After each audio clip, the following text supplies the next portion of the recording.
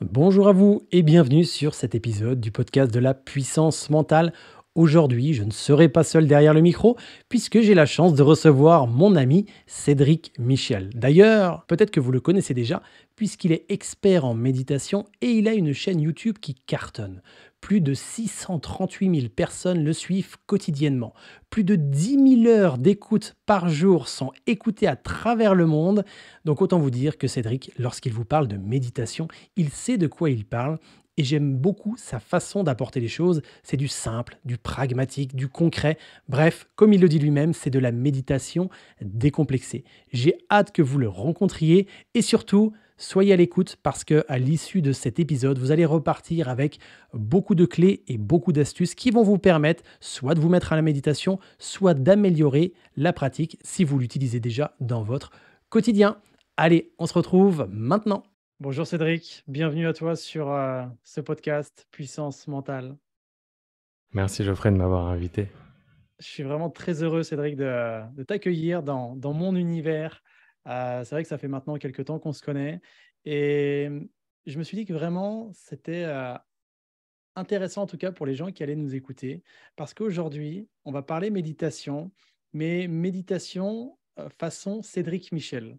Et c'est ça qui m'intéresse, parce qu'on a eu on a eu l'occasion tous les 2 de discuter de méditation et de voir un petit peu, ta façon de voir les choses. Moi, elle m'a beaucoup parlé, donc justement, je pense qu'aujourd'hui, on va vraiment aller, creuser un peu sur tout ça. Comment tu te sens, Cédric, là, avant même de commencer sur cet épisode? Je me sens ravi, je suis content, de participer à ton podcast. C'est le premier podcast auquel je dis «oui», donc tu es mon Waouh, premier. excellent. Donc là, j'ai décidé en 2023 d'être un peu plus «sociable» entre guillemets, ou de pas simplement proposer, du contenu ou de ce que j'ai envie de partager dans mon écosystème, mais justement, de m'ouvrir. Et comme j'apprécie ton travail, j'apprécie qui tu es, c'est pour ça que, c'est un plaisir pour moi de faire ce premier podcast. Bah, merci beaucoup en tout cas, c'est vraiment un honneur pour moi parce que c'est vrai que, comme je l'ai dit dans l'introduction, tu as une chaîne YouTube qui est, vraiment une belle visibilité, plus de 600 000 personnes qui te suivent, des milliers d'écoutes par jour et c'est vrai que c'est intéressant aussi de voir un petit peu l'arrière-scène, comment ça se passe, avec toi et d'ailleurs, pour toi, Cédric, quand est-ce que ça a commencé réellement la méditation? Quand est-ce que tu as eu cette idée de génie de te mettre à la méditation? Est-ce qu'il y a eu vraiment un déclic ou est-ce que les choses sont venues un petit peu comme ça, de fil en aiguille? Alors en fait, ta question, c'est quand est-ce que j'ai commencé à proposer de la méditation, à partager de la méditation ou pour moi personnellement? Non, pour toi vraiment, D'accord. quand est-ce que tu as été intéressé en fait par cette, pratique? Alors justement, c'est pas une histoire classique où je vais pas te raconter un gros drame ou ce genre de choses ou une histoire de super-héros. C'est vraiment basique et c'est pour ça que la manière dont j'ai d'enseigner la méditation, c'est une méditation sans prise de tête. Quand j'avais 24 ou non, plutôt ça a commencé vers 23 ans. J'ai commencé à lire des livres ou à voir plutôt c'était d'abord dans des magazines. Mmh. En attendant l'aéroport, pendant les voyages, je crois que j'avais lu, une, un résumé en fait, d'un des livres du Dalaï Lama. Ça m'avait beaucoup inspiré. J'avais senti, rien que dans les mots même du journaliste, une espèce de paix. Ça m'avait déjà apaisé donc je me rappelle aussi quand j'étais gamin, je faisais du karaté et j'avais acheté des bouquins sur le zen et tout. Alors c'était pas facile d'accès donc j'avais pas, poursuivi, dedans. Mais voilà, j'avais déjà en fait la première graine, c'est ce sentiment de paix que j'avais lu à travers un article comme ça, très basique, d'un magazine. Et puis après vers 24-25 ans, en fait, je me suis mis à la méditation, mais pour avoir l'air cool. Donc désolé Mmh. pour le mythe. Je travaillais dans un monde très compétitif, dans un job hyper compétitif. Et c'était peut-être à cet âge-là une manière pour moi de vouloir me distinguer ou d'être différent ou d'être rebelle. Et je voulais être le gars zen méditation. Donc j'ai acheté quelques livres sur la méditation, à l'époque le bouddhisme qui m'intéressait. Je suis pas bouddhiste, mais je trouvais l'idée, la philosophie et la zénitude qui est dégagée de tout ça très intéressante. Et puis au bout de 2-3 livres, j'ai compris que l'essence en fait de cette paix était la méditation. Donc j'ai commencé à faire une méditation tout seul, puis je suis allé voir là où j'habitais, il y avait un moine zen qui donnait des cours le matin. J'ai fait cette première méditation tout seul, je suis allé le voir lui, puis j'ai réessayé une fois, puis après je me suis dit non.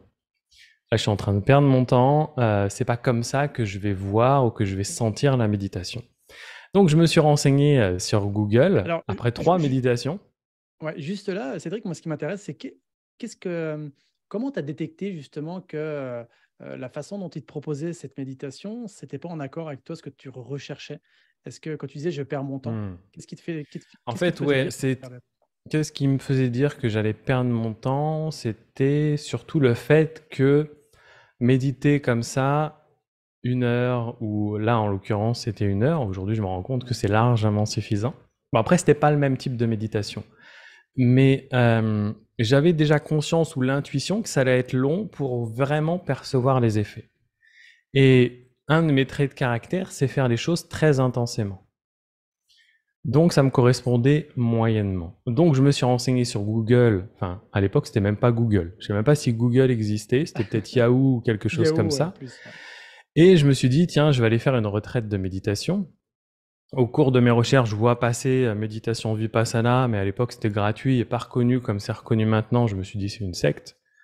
Et puis finalement, au bout de plusieurs recherches, je suis revenu sur le site de Vipassana, où c'était des méditations de 10 jours, enfin pendant 10 jours complets, à peu près 10 heures par jour. À l'époque, il fallait envoyer une lettre pour s'inscrire. C'était pas aussi... Mais il y avait beaucoup moins de monde, donc j'ai envoyé une lettre. J'ai pas pu faire la retraite immédiate, mais j'avais fait celle d'après. Et donc ma vraie première expérience de méditation, ma vraie après 3 heures à essayer de pratiquer tout seul ou avec quelqu'un, c'était d'aller méditer pendant 10 jours en silence, 10 heures par jour. Et là, c'était la claque. Il y a un Cédric qui est rentré et il y a un Cédric qui est ressorti. C'était pas le même. C'était C'est vrai pas le même. C'est vrai que beaucoup de personnes, qui ont fait, alors moi j'ai pas eu l'occasion de le faire encore, c'est quelque chose qui m'attire aussi, mais tous ceux que je connais qui ont fait une retraite Vipassana me disent vraiment il y a un avant et un après et c'est vraiment très transformationnel en fait. C'est ça, à partir du moment où tu passes par cette étape qui est très douloureuse, qui est pas du tout zen, et d'ailleurs dans la manière dont Vipassana, moi j'ai fait Vipassana selon Goenka, est enseigné et partagé, c'est pas quelque chose de joyeux, c'est pas quelque chose d'agréable. Donc si tu passes par ces 10 jours qui sont une vraie opération à cœur ouvert, où d'ailleurs ils prennent cette image là au tout début, où ils t'expliquent que pendant 10 jours, tu vas plonger en toi, c'est comme une opération, et que c'est dangereux pour toi si jamais tu pars avant les 10 jours, et qu'il faut rester jusqu'à la fin, et à la fin on mettra un baume avec une méditation sur l'amour bienveillant, méta, qui te répare un peu de ces 10 jours.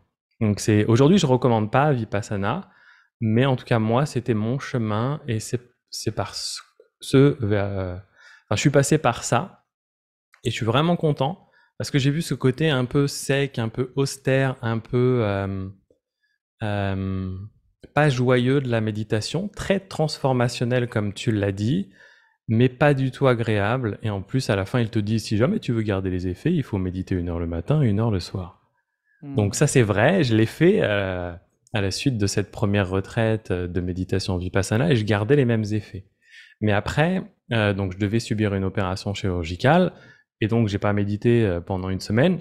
Les effets sont complètement descendus, Mmh. et donc ça, bien évidemment, c'est agréable de maintenir ces effets que tu as pendant la retraite, mais c'est très difficile à mettre en place dans la vie de tous les jours et pour que ce soit durable. Parce que l'idée de la méditation, et peu importe la méditation qu'on choisit de faire, la clé, c'est qu'il n'y a pas de porte. Ça veut dire que peu importe la méditation que tu vas faire, si tu vas la faire de manière régulière, que tu trouves celle qui te plaît, ça va donner des effets, ça va fonctionner. La seule clé, c'est de pratiquer régulièrement. C'est comme faire du sport, aller à la salle de sport ou la boxe. J'ai vu que tu avais posté un truc où tu avais repris la boxe. C'est pareil, Exactement. c'est la régularité qui va faire toute la différence. Et donc là, justement, quand tu dis que toi, tu avais commencé par Vipassana, qui est un peu, si on synthétise à l'extrême, un peu une version hardcore de la méditation, parce que pendant 10 jours, tu étais vraiment dans, voilà, c'était pas agréable, comme tu le disais. quel type de méditation, vers quel type de méditation on peut s'orienter? Parce que pour Ouais. moi, Mmh. tu vois, il y a plein de types, mais toi, quels sont les principaux types pour toi, que tu pourras en tout cas conseiller aux personnes qui nous écoutent aujourd'hui?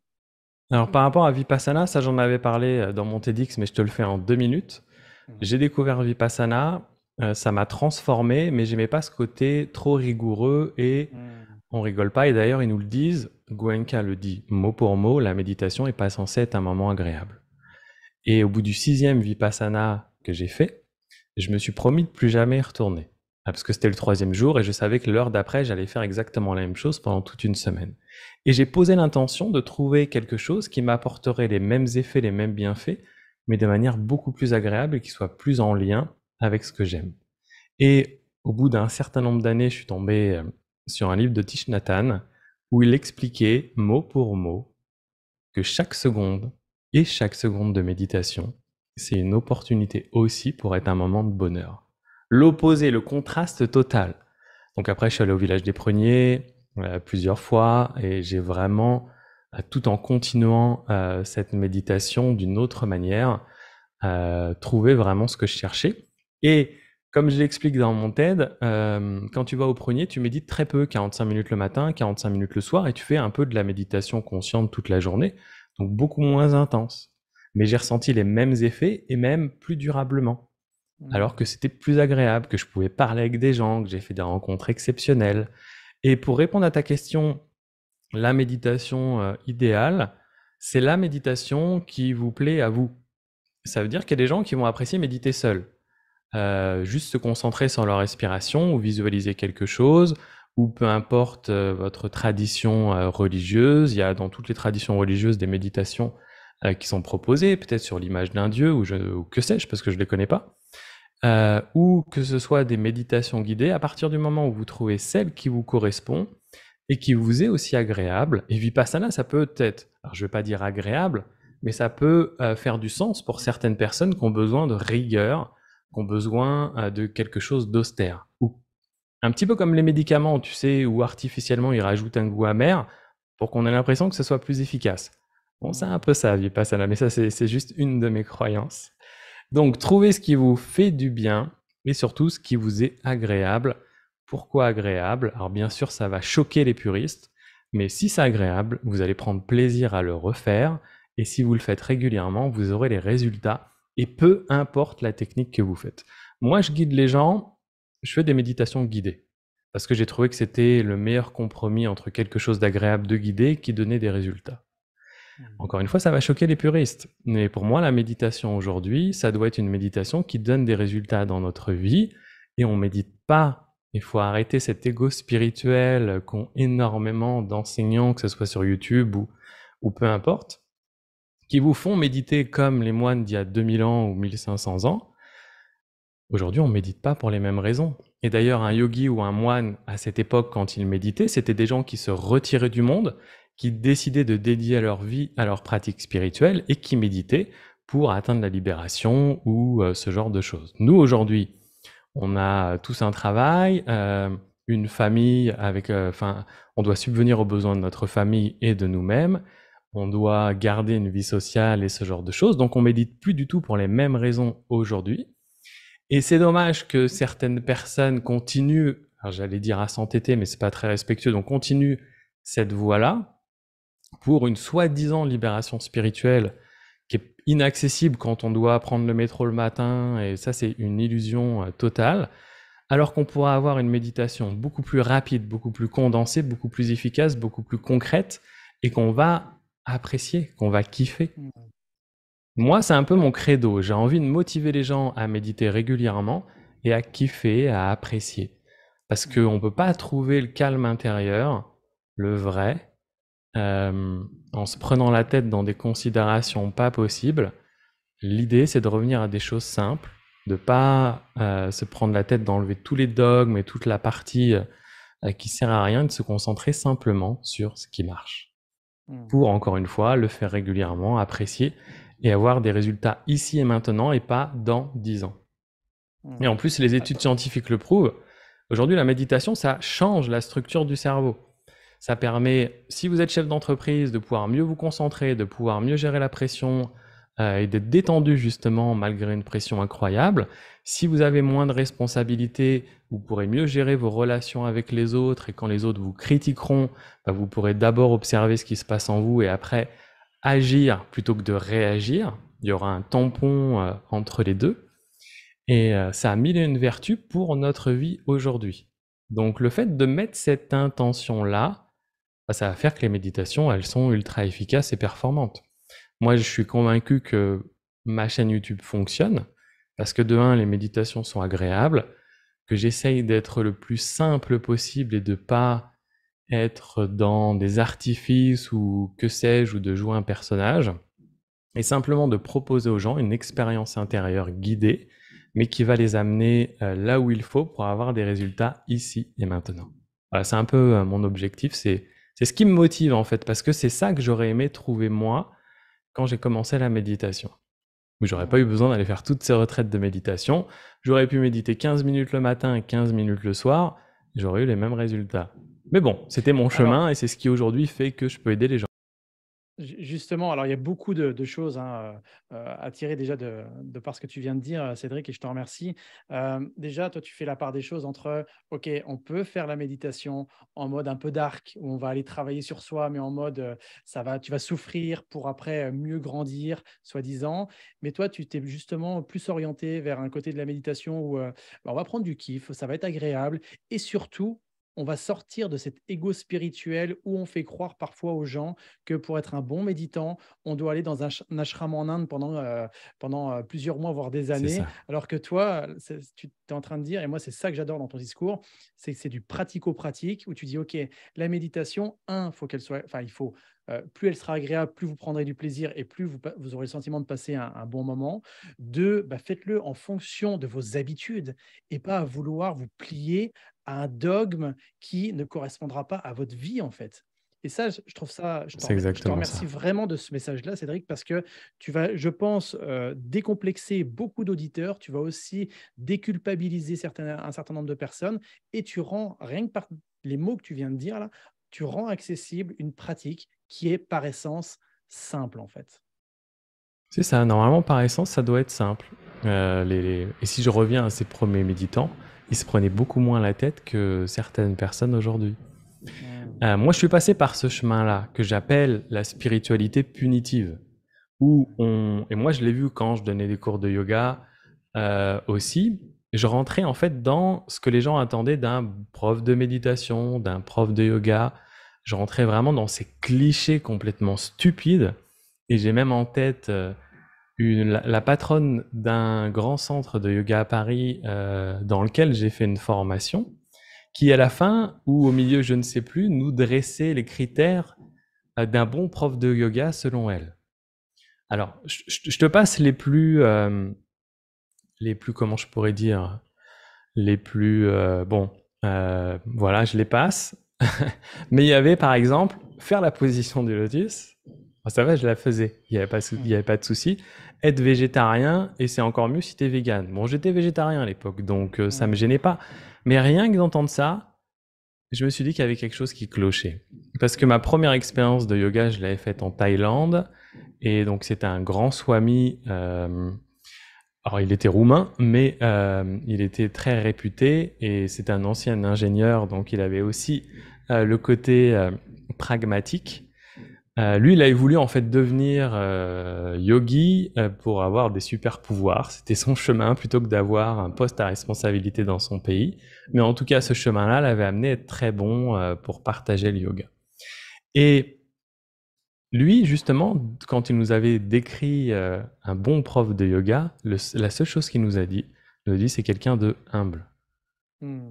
Et s'il mange de la viande, sa spiritualité, peut-être que son chemin spirituel sera un petit peu plus long ou que ce sera un peu moins facile, mais ça va pas l'en empêcher. Il nous prenait l'exemple des Tibétains, ils ont difficilement possibilité de faire des légumes ou ce genre de choses, donc ils mangent beaucoup de viande. Pourtant, c'est les gens spirituels.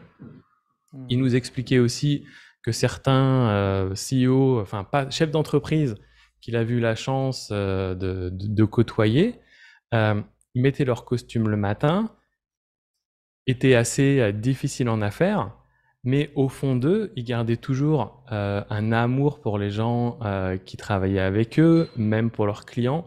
Ils posaient des intentions d'amour sur chaque acte qu'ils faisaient. Alors que de l'extérieur, ils pouvaient sembler être des requins, mais en fait, en réalité, au fond d'eux, c'était des gens qui avaient vraiment ce sens-là. Et moi, ce que j'ai aimé, c'est ce côté humble. Je prends un autre exemple. C'est comme les gens qui font des jeûnes. Aujourd'hui, c'est la mode de faire des jeûnes, de faire ce genre de choses. Et très souvent, quand tu vois des gens qui font des jeûnes, surtout dans les centres de yoga, ils vont le dire à tout le monde. Ah, je suis en jeûne, ça fait 4 jours ou ça fait une journée, etc., etc. Et d'un côté, c'est bien. Mais justement, dans un workshop privé, cet enseignant-là nous disait, c'est marrant que dans notre école, il y a des gens qui soient vraiment dans un ego spirituel très avancé. Alors déjà, c'est ceux qui vont venir une demi-heure avant pour la conférence, parce qu'il y avait des conférences tous les soirs. Enfin, ils appelaient ça des lectures, à des satsang. Et en fait, il y a des gens qui viennent tout le temps une demi-heure avant, puis qui commencent à faire leur yoga, tu vois, devant tout le monde, et qui se mettent au milieu. Et qui vont être dans le montrer, qui vont être dans le paraître, alors qu'ils nous disaient l'attitude juste, humble, c'est justement tu fais un jeûne, mais t'en parles à personne. T'actes exactement comme si t'avais mangé le matin, et tu vas pas embêter les autres avec tout ça, parce que ça, c'est ton chemin. Et ça aussi, c'est important, en tout cas pour moi, parce que je trouve que c'est important de pas devenir des prosélytes de telle ou telle discipline. La méditation, ça peut vous apporter énormément de choses.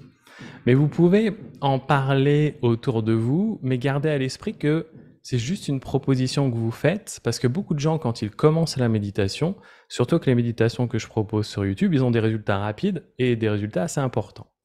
Mais après, ils vont essayer de convertir tout le monde à la méditation. Va sur la chaîne de Cédric, ou va au village des Pruniers, ou ce genre de choses. Gardez cette idée de ce qu'avait dit ce prof de yoga que je respectais beaucoup, humilité.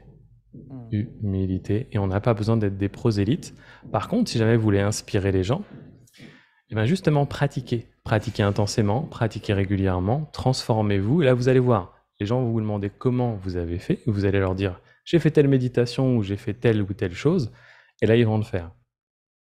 Voilà, j'ai fait une digression par rapport à ta question, que j'ai oublié de départ. Non, mais justement, c'est très intéressant ce que tu es en train de nous dire. Finalement, c'est mettre de l'humilité et de privilégier l'être avant le paraître pour justement être au plus proche de ce qu'est la méditation, c'est-à-dire une chose simple. Et avant de vouloir paraître être un méditant, déjà le pratiquer tranquillement, sans se mettre de pression, simplement, avant d'en faire Ouais, c'est ça. une quelconque pub. Mais justement, toi, Cédric, alors peut-être que les gens ont entendu qu'il y avait du bruit à l'extérieur d'ailleurs, ça nous permet justement d'être pleinement présent et ça, peut-être que vous entendez du bruit extérieur parce qu'aujourd'hui, Cédric, il est au Mexique et voilà, comme si son voisin avait fait exprès, il a décidé de faire des travaux aujourd'hui. Donc, mais voilà, c'est OK, C'est ça. on accepte. Dès qu'on a commencé le podcast, il a commencé ses travaux. Mais justement, je peux partager un tips là-dessus. Si vous voulez un tips qu'on utilise en Yoga Nidra, donc Yoga Nidra, c'est une méditation relaxation qui vient d'Inde et de tout temps, l'Inde, ça a été un pays bruyant. C'était un pays bruyant. Donc, pour faire face à ça, dans le Yoga Nidra, il y a toujours une phase où on va aller se concentrer sur les sons, on va aller les rencontrer. Alors, je vais essayer de le faire vite. Mais par exemple, s'il y a un son qui vous embête, comme par exemple là, il y a un gars qui joue du marteau, plutôt que de vous prendre la tête avec ce son, allez rencontrer ce son. Donc par exemple, moi, si je suis tout seul chez moi et que je commence à sentir une forme d'agacement par rapport à ce son, bah, je vais aller l'écouter en pleine conscience. Et je vais vraiment me concentrer, me plonger dans ce son. Et si vous avez déjà médité, vous avez remarqué que peu importe la consigne qui vous est donnée, très souvent c'est la respiration, mais qu'au bout de 30 secondes et des fois moins, votre esprit part ailleurs, sur d'autres pensées. Bah là, c'est la même chose. Si tu vas consciemment te concentrer sur le bruit et que tu rentres dans l'expérience, tu vas voir qu'au bout de 30 secondes, ton esprit va partir à droite, à gauche et que tu vas l'entendre beaucoup moins. Donc ça, c'est un tips. Si jamais il y a un de vos voisins qui fait du bruit, vous allez rencontrer ce son, jamais lutter, plus vous résistez, plus ça va lui donner de l'importance. Et là, justement, ça va s'atténuer. Voilà, petit tips comme ça, en partant, à emporter. Ouais. Excellent, j'adore. C'est très un tips de terrain, on va dire. Et comment toi, tu pourrais définir très simplement, à ta façon, la méditation? Parce que, alors, encore une fois, on pourra en parler, évidemment, on pourrait la définir pendant des heures et des heures, Ouais. mais comme ça, quelqu'un qui te dit, tiens, toi, Cédric, Comment tu pourrais définir la méditation? Alors justement, le cadre qui est important, par rapport à cette question, c'est que si jamais un jour quelqu'un vous dit: «La méditation, c'est ça et pas ça», mais formel, hein, pas juste, pour expliquer en fait sa vue, de la méditation, fuyez, partez en courant. Il n'y a pas de définition réelle de ce qu'est la méditation. Alors, bien évidemment, pour simplifier, heu, il y a certaines traditions qui utilisent le mot méditation, qui est un mot traduit, hein, par rapport au sanskrit ou à d'autres langues et cetera. Très souvent, c'était traduit aussi par entraînement. Donc on pourrait résumer la méditation, en tout cas donner une définition de la méditation, qui est un entraînement de l'esprit. L'entraînement à revenir au moment présent, l'entraînement à se concentrer à ce qui se passe ici et maintenant.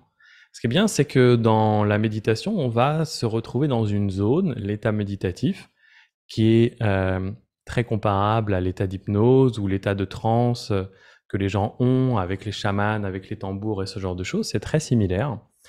Et dans cette zone-là, donc on a plusieurs options qui s'offrent à nous. Traditionnellement, on y reste pour se concentrer sur le moment présent. Bien évidemment, et peu importe votre niveau, puisque même des moines qui font ça depuis 40 ans ressentent exactement la même chose, pas à la même fréquence, mais peu importe ce qui se passe, votre esprit va partir à droite et à gauche. Et votre travail pendant la méditation consiste simplement à ramener votre esprit sur le moment présent.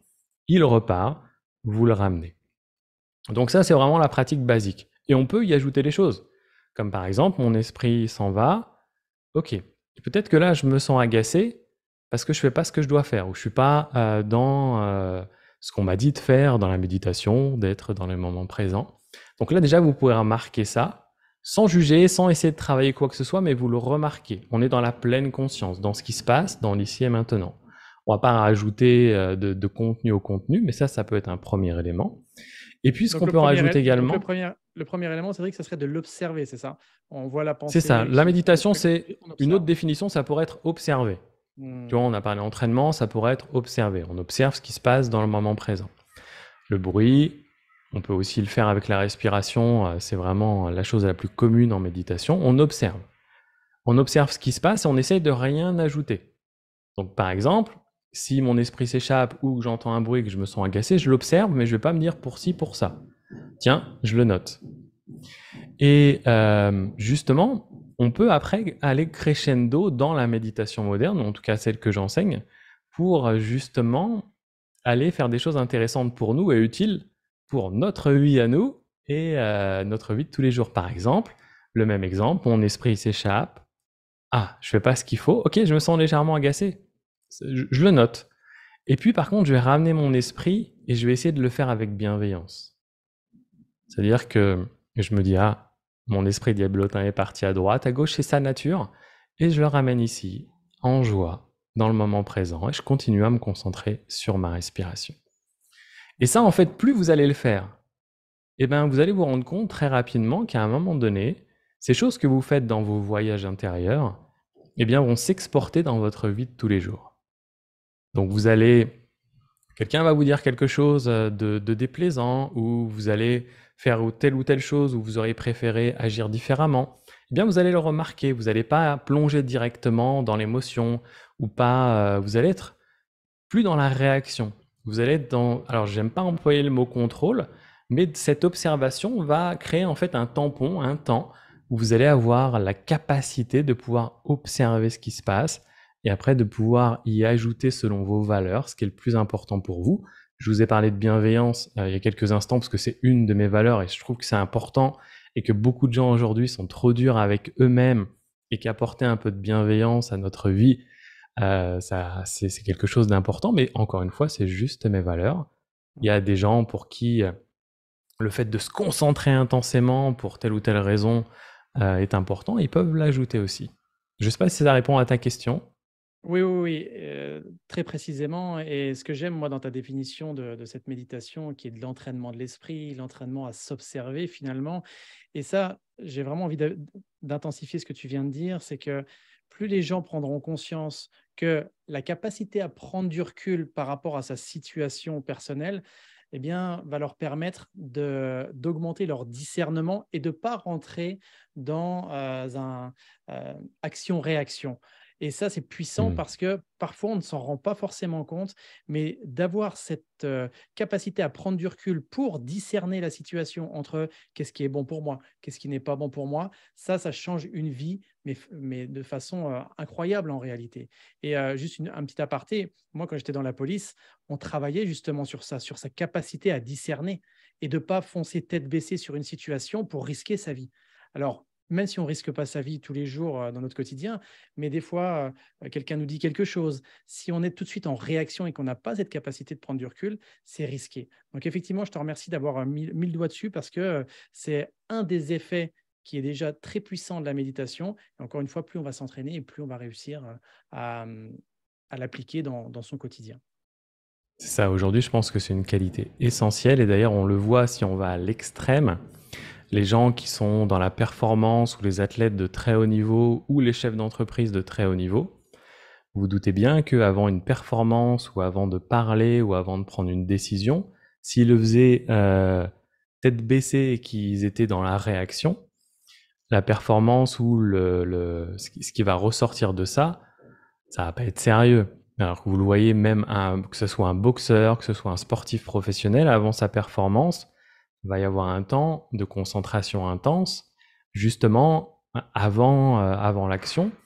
Juste un chef d'entreprise avant une réunion très importante, vous en avez 90% qui vont avoir leur petit rituel, où justement ils vont se remettre dans cette zone de calme avant justement être dans leur zone de génie ou de faire ce qu'ils savent faire de mieux. Il y a toujours besoin de cette zone de tampon qui est en plus super agréable, qui est ressourçante et qui après permet de se décupler. Je sais pas comment ça se passe dans la préparation mentale, mais je pense que c'est à peu près la même chose. Oui, c'est Là, exactement ça. je sais C'est-à-dire pas que du tout comment ça se passe. oui, bah, c'est justement ça. C'est, il y a le avant l'événement, il y a pendant l'événement, il y a après l'événement. Et dans le avant un événement, donc quand je dis un événement, ça va être rencontrer une personne, faire une conférence, faire une partie de tennis, peu importe ce qu'on va nommer là, c'est l'événement. Dans le avant, c'est je prends du recul, je m'observe et comment je suis. Est-ce que j'ai besoin justement d'en redescendre un petit peu ou au contraire, est-ce que j'ai besoin d'augmenter mon niveau d'activation pour être au mieux de soi-même lorsqu'on va être dans l'événement. Et dans l'événement, ça va être la même chose. Donc, c'est pour ça que nous aussi, dans la méthode puissance mentale, on inculque la méditation et selon les concepts que tu dis, parce que pour moi, la simplicité, prendre du plaisir à le faire, s'entraîner à le faire, c'est fondamental. Hum, la question que j'ai envie de te poser aussi, Cédric, c'est pour toi, alors évidemment, il n'y a peut-être pas une réponse toute faite, mais une personne qui voudrait débuter la méditation, s'il te pose la question, combien de temps il devrait méditer par jour? Est-ce que tu as quelque chose à conseiller comme ça? Est-ce que tu pourrais l'orienter un petit peu par rapport à sa Il y a pratique? une célèbre phrase en méditation. Alors, on ne sait jamais de qui viennent ces citations. Un jour, elles sont attribuées à Pierre, un jour à Paul, l'autre jour à Jacques. Bon, peu importe. L'idée, c'est que si jamais vous avez 20 minutes par jour pour méditer, il faudrait que vous méditiez 1 heure. Si jamais vous avez 1 heure pour méditer par jour, vous pouvez méditer en 20 minutes. Bon, au-delà de cette phrase qui est assez rigolote, pour commencer, il faut le faire en fonction de votre emploi du temps et de ce que vous jugez. En fait, il faut prendre la décision, il faut prendre l'engagement avec vous d'avoir un temps minimum de pratique et vous pouvez l'augmenter progressivement. C'est exactement comme le sport et comme pour toute activité. On commence doucement parce que si jamais vous vous imposez de méditer 1 heure par jour, il y a 90% de chances qu'au bout de 15 jours ou un mois, vous méditiez plus et que vous dites oh la méditation ça marchait pas, ce genre de choses. Donc même si vous concentrez 5 minutes pendant une semaine, que la semaine d'après vous passez à 7 minutes, etc., ça peut fonctionner. Le temps idéal, moi je l'ai remarqué, et puis par rapport aux milliers de commentaires que j'ai sur ma chaîne YouTube, ça fait plusieurs années qu'on est à 10 000 heures de vues par jour. Donc il y a beaucoup de commentaires. Et le temps idéal, il semblerait que ce soit entre 15 et 20 minutes. Alors après, il y a des gens qui aiment bien parce que c'est des méditations agréables, qui en veulent toujours plus, donc qui aiment bien les méditations 40 minutes, 1 heure, et c'est pareil, c'est très très agréable. Mais si on revient au côté efficace, 15 ou 20 minutes, ça suffit. Si vous méditez bien sûr 15 minutes le matin ou 20 minutes le matin et aussi le soir, c'est encore mieux, parce que votre méditation du matin va donner le ton à votre journée, celle du soir le ton à votre phase de repos, donc c'est plutôt pertinent de le faire à ce moment-là. Mais si vous avez 15 à 20 minutes par jour, c'est vraiment ce temps idéal. Et d'ailleurs, il y a des études qui l'ont prouvé. Pourquoi? Parce que les gens qui ont des vrais emplois du temps, où ils n'ont pas une minute à eux, ils n'ont pas 30 minutes ou ils n'ont pas 40 minutes pour méditer. Et il faut quelque chose qui soit efficace. Donc bien sûr, on ne peut pas faire de la méditation traditionnelle si on veut des résultats en 15-20 minutes, mais on peut faire des méditations guidées. Par exemple, moi, les méditations, pendant longtemps, je les appelais plus, alors je les appelle des bulles de sérénité, mais je les appelais des voyages intérieurs au format de méditation, parce que ça va marier et fusionner les techniques traditionnelles, pleine conscience ou méditation classique, avec des techniques de développement personnel ou des techniques plus modernes, la PNL entre autres, ou un peu d'hypnose ericksonienne, qui vont permettre d'aller tout de suite là où on a besoin et beaucoup plus rapidement. Donc pour répondre à ta question, 15-20 minutes, c'est le temps idéal. Si vous trouvez que c'est déjà beaucoup, déjà rappelez-vous juste que vous pouvez juste prendre 5 minutes et après augmenter progressivement. Ça, c'est vraiment si vous n'arrivez pas à vous prendre 15 à 20 minutes. Mais rappelez-vous aussi que le temps, c'est pas quelque chose que l'on a. C'est juste quelque chose que l'on prend. Donc si vous prenez l'engagement, alors déjà sachez pourquoi vous voulez méditer. Pas besoin de regarder toutes les études, mais vous allez être moins stressé, être moins dans la réaction, mieux dormir, être plus performant, plus concentré. Donc il y a 1001 raisons de méditer. Mais c'est bien aussi, avant vos méditations, même si elles sont courtes, juste de vous rappeler pourquoi vous le faites. Et ça va renforcer justement vos chances de pouvoir le faire sur la durée. Donc voilà, quelques petits tips de succès dans la méditation. J'aime beaucoup ce que tu dis dans la mesure où, OK, si les personnes débutent la pratique, ils peuvent déjà commencer par quelques minutes histoire de s'ancrer cette habitude.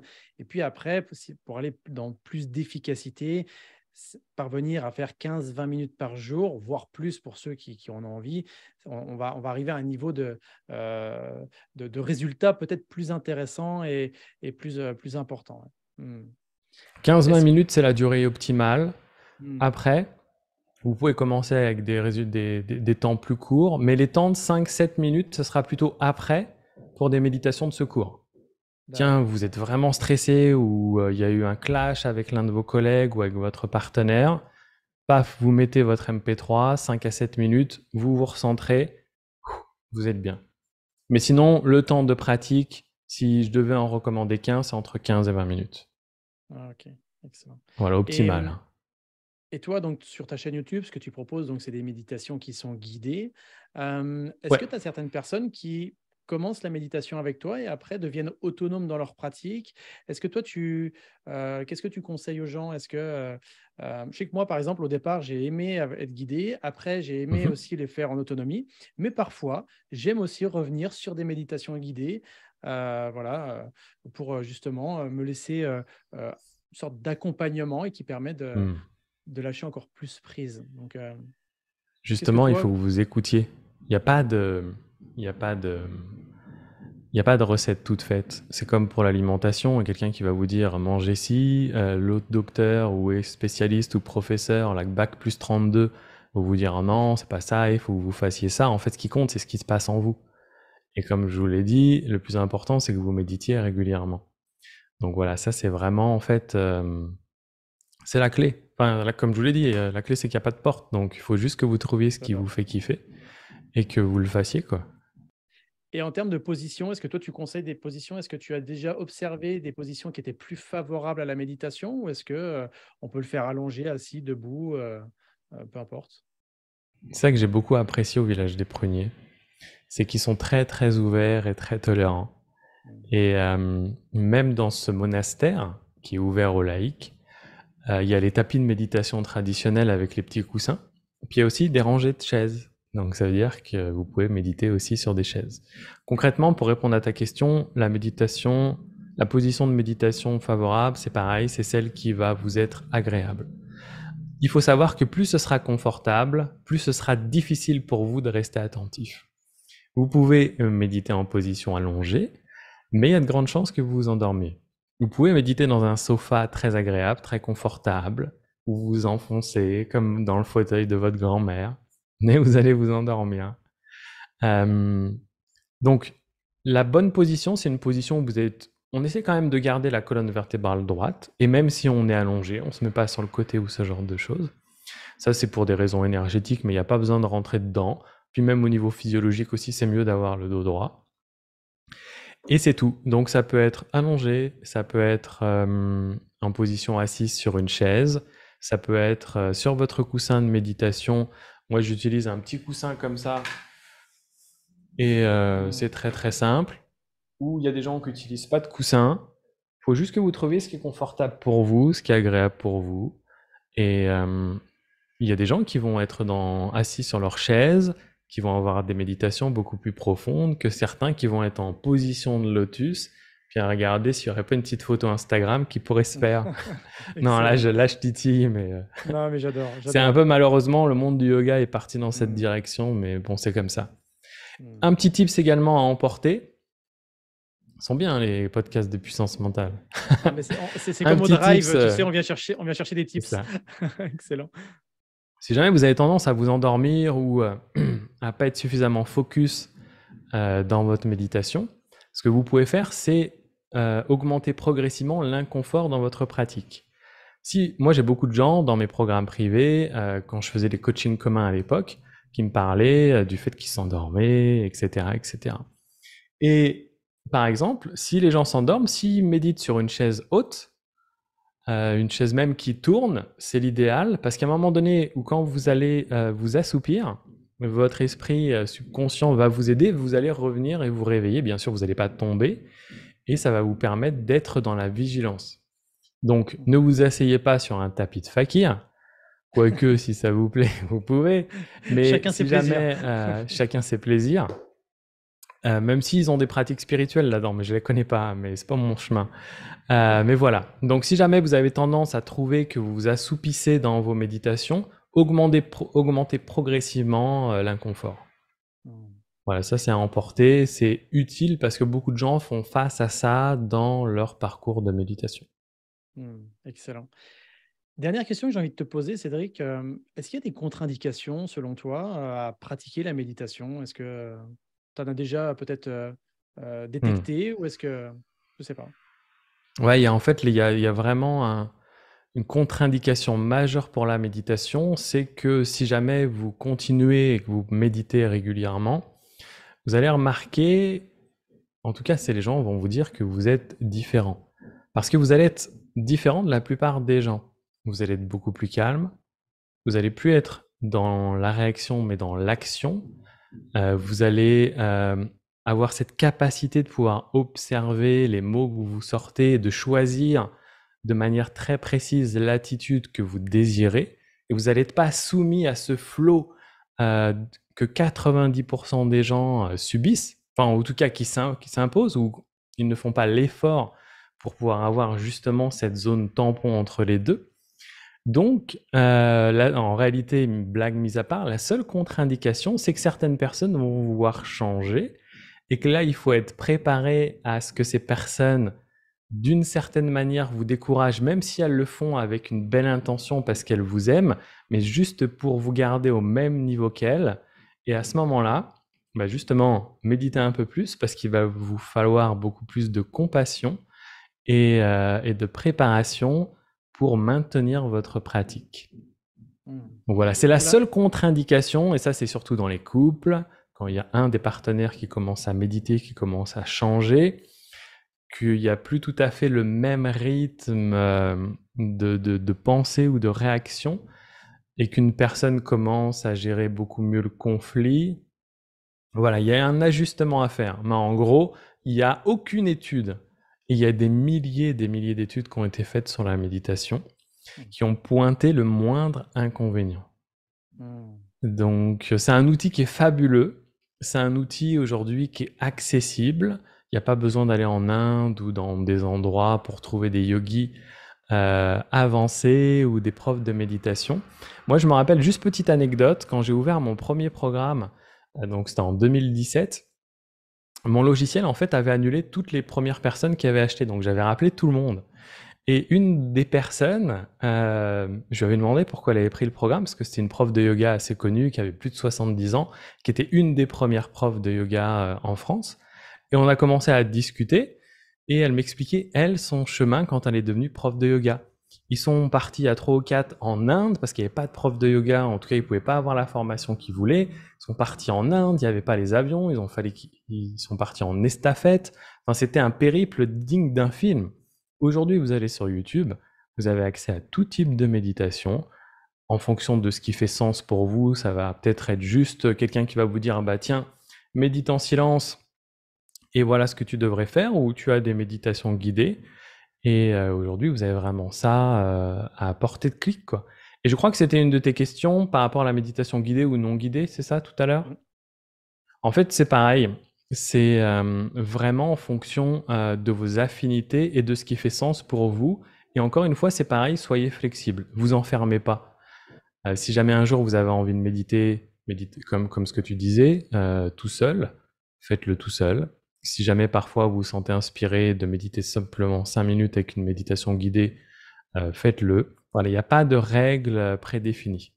Et justement, c'est ça qui est bien dans la méditation moderne, en tout cas c'est ça que j'ai envie de prôner. Aujourd'hui, c'est pour ça que je parlais de la prof de yoga là, avec ses clichés, fais le lotus et soit végétarien ou vegan. Aujourd'hui, il faut qu'on décomplexe la méditation. Il faut qu'on arrête de se prendre la tête. La méditation, c'est un outil fabuleux qui permet de manifester des choses exceptionnelles dans sa vie. Mais il n'y a absolument pas besoin de tous ces froufrous, ce folklore. Faites ce qui fait sens pour vous. Si ça fait sens pour vous de brûler un encens pendant votre méditation, faites-le parce que ça va apporter un côté rituel, de la beauté, ce genre de choses. Mais soyez conscient de ce que c'est et qu'il n'y a rien qui vous oblige à allumer un encens ou une bougie avant de méditer. Faites ce qui fait sens pour vous et ce qui vous fait kiffer. D'ailleurs, je crois que je vais appeler mon site internet Méditer pour avoir du succès et kiffer sa vie. Parce que c'est vraiment ça que j'ai envie d'insuffler aux gens. C'est que, alors aujourd'hui en France, on a un problème avec le mot succès, ce qui est un petit peu dommage. Mais être un super papa, une super maman, c'est avoir du succès. Contribuer vers là où on a envie de contribuer, c'est avoir du succès. Et kiffer sa vie sur le chemin, c'est aussi important. Donc voilà, moi j'ai envie de décomplexer la méditation. Et voilà, c'est un peu ce que j'ai envie de dire. Bah, en tout cas, merci beaucoup Cédric parce que, tout au long de cet épisode, c'est ce que tu nous as démontré aussi. Justement, je pense que beaucoup de personnes qui ont écouté, vont repartir avec, ce sentiment d'être décomplexé, de comprendre aussi que c'est très simple. Il n'y a pas besoin de C'est rentrer ça, pas dans des besoin. clichés, dans des dogmes. Il n'y a pas besoin de s'habiller dans une tenue particulière et ce que je tiens à souligner aussi, moi, pour te connaître, personnellement, c'est que oui, tu es méditant, oui, ça fait des années que tu pratiques, mais ce que tu dégages aussi, c'est parce que les gens peuvent se demander, tiens, Cédric Michel, comment il est dans la vie privée? Est-ce qu'il est aussi calme et tout? Bah, en fait, Cédric, que vous l'entendiez sur sa chaîne YouTube, que vous l'entendiez là maintenant sur l'épisode du podcast Puissance Mentale, ou quand on est autour d'un bon repas ensemble, bah, c'est le même en fait. C'est quelqu'un de très calme qui dit ce qu'il fait et enfin plutôt qu'il fait ce qu'il dit. Il est vraiment dans cette incarnation et c'est ça qui est très puissant selon moi. Donc, merci beaucoup, Cédric. Merci. Évidemment, les gens qui veulent te retrouver, c'est très simple sur YouTube, Instagram aussi. Tu es beaucoup Ouais, présent avec. Instagram cette année, ouais. Et pour ceux qui veulent aller un petit peu plus loin, est-ce que là, tu as des programmes qui sont d'ores et déjà accessibles, ouverts toute l'année Ouais, j'ai ou des comment? programmes qui sont pas ouverts toute l'année. Alors peut-être que ça va changer parce que moi aussi je travaille intérieurement sur moi et mes croyances limitantes. Donc aujourd'hui, ma chaîne et mon activité a beaucoup de succès, mais par exemple mes programmes ils sont ouverts qu'une semaine de temps en temps dans l'année, donc c'est pas facile. Si vous ratez l'email d'ouverture, c'est cuit. Euh, mais je suis en train de travailler là-dessus. Je sais qu'on a la capacité de pouvoir accueillir beaucoup plus de monde. Et moi, je suis en train aussi de m'autoriser à pas simplement donner, mais aussi à recevoir. Puis aussi, les gens qui travaillent avec moi, ils ont aussi envie un peu qu'on reçoive, donc ça, c'est normal. Et alors, ce que je conseillerais, consommez d'abord du contenu gratuit. Et puis, si ça vous plaît, si vous avez la chance de recevoir un mail pour les contenus payants, ratez pas l'opportunité parce que c'est pas tout le temps ouvert. Hmm. Mais d'abord, passez par le contenu qui est accessible, que ce soit sur Instagram, YouTube et peut-être un jour plus TikTok, on verra. Hmm. En tout cas, enfin, tu as énormément de contenu sur les réseaux, enfin sur YouTube, Instagram, tu es très généreux, il y a vraiment de quoi faire. Euh, pour le mot de la fin, j'ai envie de te proposer de te demander un petit service. Est-ce que tu pourrais clôturer cet épisode comme toi, tu commences habituellement tes épisodes YouTube en disant bienvenue sur cette bulle de sérénité. J'adore quand tu rien que quand C'est vrai. tu voilà, dans ce ton-là, je repars naturellement dans un état modifié de conscience. Donc voilà, je Ce vais que te je vais laisser faire, le mot je vais te proposer cette ouais, première phrase et puis je conclus toutes mes méditations par la même phrase que je te ferai juste après et qui a beaucoup excellent. de sens pour moi et aussi Mm, pour l'audience qui suit mes contenus. Parce qu'on attire à soi une audience qui est vraiment alignée aussi avec soi-même. absolument. En tout cas, la majeure partie de l'audience. Donc, la première phrase que j'adore, c'est bienvenue dans cette bulle de sérénité. Et je conclus toujours mes méditations, et ça pourra peut-être être le mot de la fin de ce podcast, c'est prendre du temps pour soi, c'est s'accorder de l'importance. Mm, excellent. En tout cas, merci beaucoup Cédric, merci beaucoup pour ta générosité. Je suis Avec aussi très plaisir. honoré vraiment d'avoir été la première personne à qui tu acceptes vraiment de partager un épisode de podcast. Donc vraiment un grand merci pour ça, mon ami. Et toutes les personnes Avec qui souhaitent te plaisir. suivre, voilà, vous savez où aller, Cédric Michel sur les réseaux et vous y vous trouverez nécessairement du contenu de très grande qualité. Merci Cédric, à bientôt. Merci. À bientôt.